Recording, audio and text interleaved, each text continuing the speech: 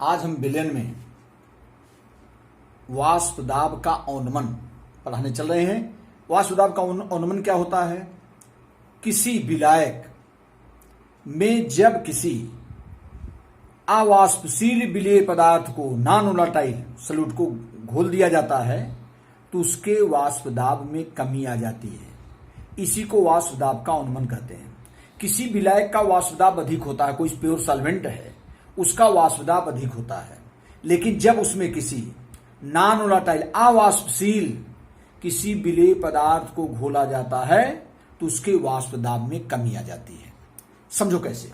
जैसे हमारा pure water है, मान के चलिए ये हमारा प्योर वाटर है, ये इसका वाष्प दाब सपोज दैट हमने मान लिया P, इसका कितना है? P है।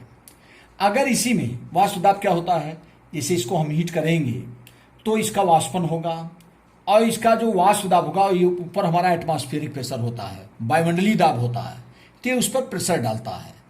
तो ये जो वायुमंडलीय दाब, इसका प्रेशर जो वायुमंडलीय दाब पर पड़ रहा है, तो इसी को हम कहते हैं वाष्प दाब। क्या कहते हैं? वाष्प। यहां से इसका वाष्पन होगा, यहां से इसका वाष्पन होता है, तो ये वाष्प दाब होता है P। अब जरा ध्यान दीजिए, अगर इसी में हम किसी नॉन वोलेटाइल सॉल्यूट को इसमें डिजॉल्व कर देते हैं। नॉन वोलेटाइल में से होता है जिसका वाष्पन अपने आप स्वतः वाष्पन नहीं होता, सपोज जिसका वाष्पन नहीं होता, सपोज दैट चीनी है। अब हम जब इसके अंदर चीनी घोलेंगे तो ये जो हमारा सॉल्यूट होता है ये सॉल्वेंट के बीच के प्लेस को क्या कर लेता है? गेन कर लेता है। अब इसको ध्यान दीजिए, इसीलिए जब किसी सॉल्यूशन में या किसी सॉल्वेंट में या किसी सॉल्वेंट में किसी सॉल्यूट को डिजॉल्व किया जाता है तो उसके आयतन में कोई वृद्धि नहीं होती। जैसे एक गिलास हमने मान लीजिए पानी लिया और उसमें हमने मान लीजिए 50 ग्राम चीनी हमने घोल दिया, तो ये नहीं कि उसका वॉल्यूम बढ़ जाएगा, वो चीनी के जो मॉलिक्यूल्स हैं वो पानी के मॉलिक्यूल्स के बीच में जो स्पेस है उसी को गेन कर लेते हैं।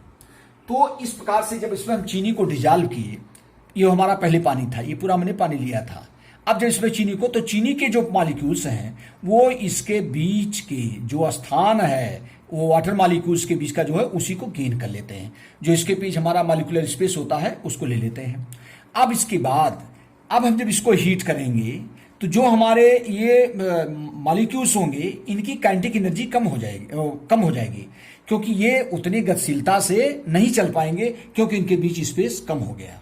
तो जिसके कारण ये जो हमारा सॉल्यूशन बन गया, पहले तो प्योर वाटर था, जब इसमें चीनी घोल दिया तो इसका वाष्प दाब, अब इसका वाष्प दाब कम हो जाता है। इस वाष्प दाब को हम कहते हैं PS। क्या कहते हैं?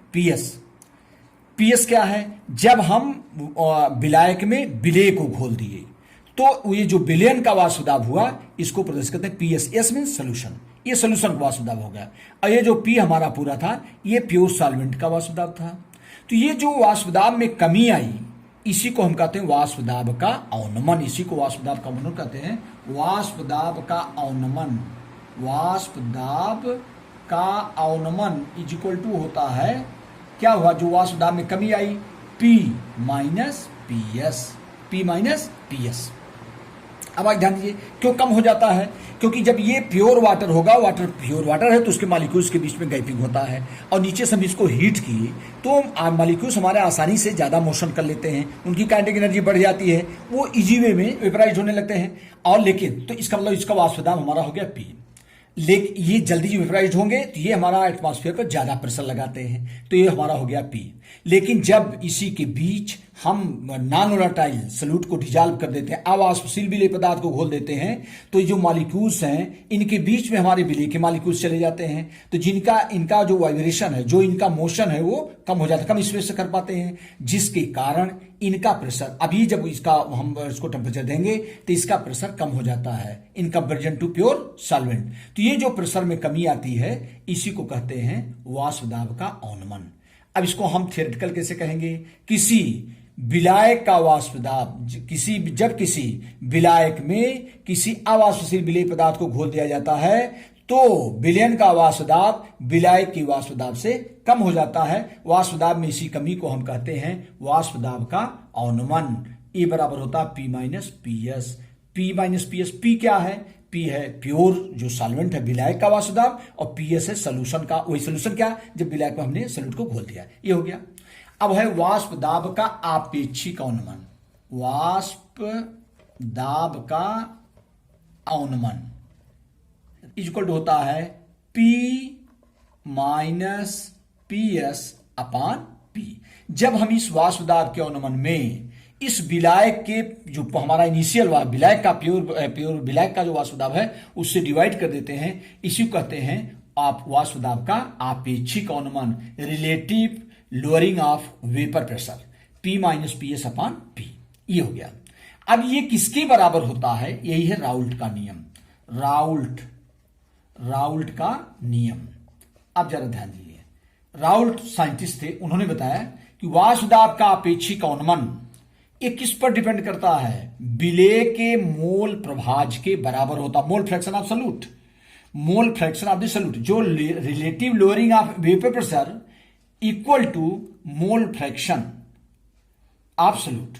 अब ये हो जाएगा P minus PS upon P is equal to mole fraction में पढ़ाया है, जिसका मोल फ्रैक्शन, जिसका मोल प्रभाज, जैसे विलेय का मोल प्रभाज, तो विलेय का मोल प्रभाज में होता है विलेय के मोलों की संख्या बटे विलेय प्लस विलायक के मोलों की संख्या। ये है राउल्ट का नियम। वो स्थिर ताप पर वाष्प दाब का आपेक्षिक अवनमन विलेय के मोल प्रभाज के बराबर होता है। यह है राउल्ट का नियम। एक निश्चित ताप पर वाष्प दाब का आपेक्षिक अवनमन विलेय के मोल प्रभाज के बराबर होता है। अब विलेय का मोल प्रभाज क्या होता है? N। ये है विलेय के मोलों की संख्या। और कैपिटल N क्या है? विलायक के मोलों की संख्या। विलायक ये है स्मॉल n विलेय का है और कैपिटल N विलायक का है। अब मोलों की संख्या कैसे निकालते हैं?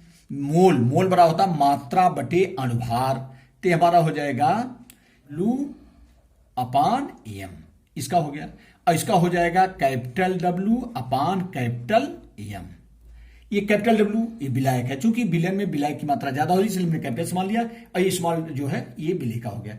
इन्हीं की वैल्यू यहां पर रख देते हैं, इसलिए P minus PS upon P is equal to हो जाएगा small w upon M upon small w upon M और plus capital W upon capital M।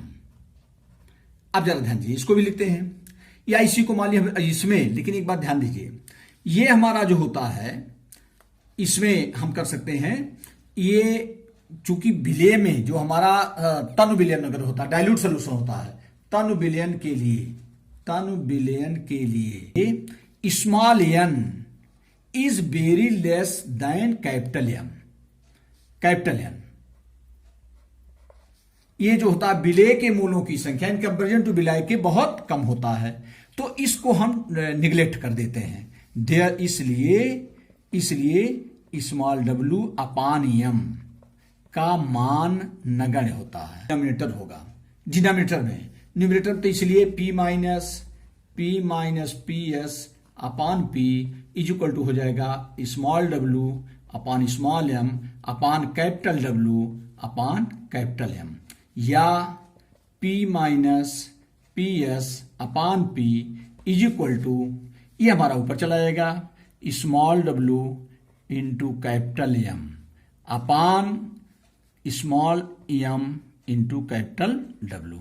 ये भी हमारा है, ये फार्मूला है राउल्ट लॉ का। इस प्रकार राउल्ट का नियम यही हमारा है, वाष्प किसी विलयन में स्थिर ताप पर वाष्प दाब का आपेक्षिक अवनमन विलेय के मोल प्रभाज के बराबर होता है। मेन यही नियम है, वाष्प दाब का आपेक्षिक अवनमन विलेय के मोल प्रभाज के बराबर होता है। Thank you.